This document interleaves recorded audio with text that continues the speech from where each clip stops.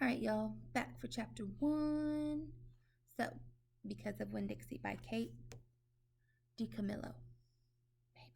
I don't know. I probably should check that. All right, chapter 1. My name is India Opal Bologna, and last summer my daddy, the preacher, sent me to the store for a box of macaroni and cheese, some white rice, and 2 tomatoes, and I came back with a dog. I don't know about you all, but T-Paw, my dad, if I went to the store for some groceries and came back with a dog, I'd be in really big trouble. This is what happened. I walked into the produce section of the Winn-Dixie grocery store to pick out my 2 tomatoes, and I almost bumped right into the store manager. He was standing there all red-faced, screaming and waving his arms around. "Who let a dog in here?" he kept on shouting. "Who let a dirty dog in here?"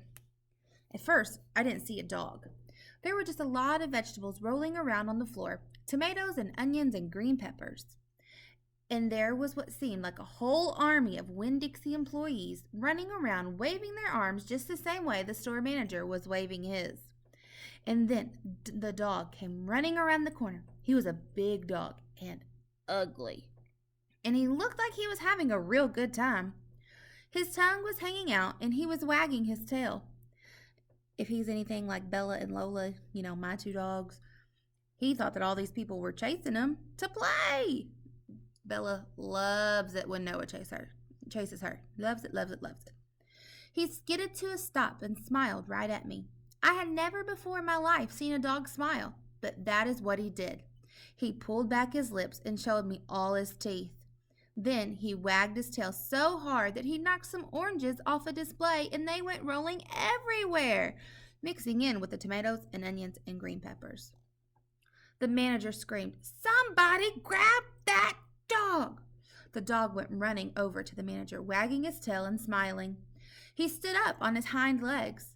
You could tell that all he wanted to do was get face to face with the manager and thank him for the good time he was having in the produce department. But somehow he ended up knocking the manager over.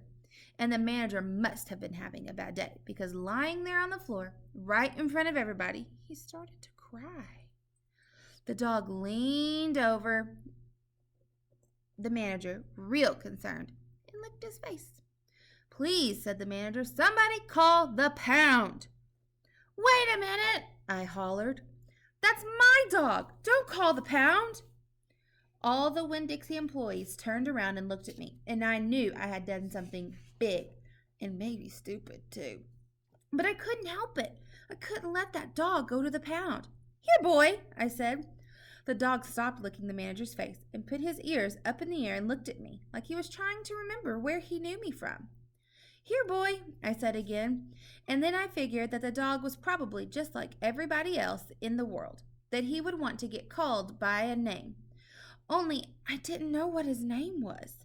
So I just said the first thing that came into my head. I said, "Here, Winn-Dixie." And that dog came trotting over to me just like he had been doing it his whole life. The manager sat up and gave me a hard stare, like maybe I was making fun of him. "It's his name," I said. "Honest." The manager said, "Don't you know not to bring a dog into a grocery store?" "Well, yes, sir," I told him. "He got in by mistake. I'm sorry, it won't happen again." "Come on, Winn-Dixie," I said to the dog. I started walking, and he followed along behind me as I went out of the produce department and down the cereal aisle and past all the cashiers and out the door. Once we were safe outside, I checked him over real careful, and he didn't look that good.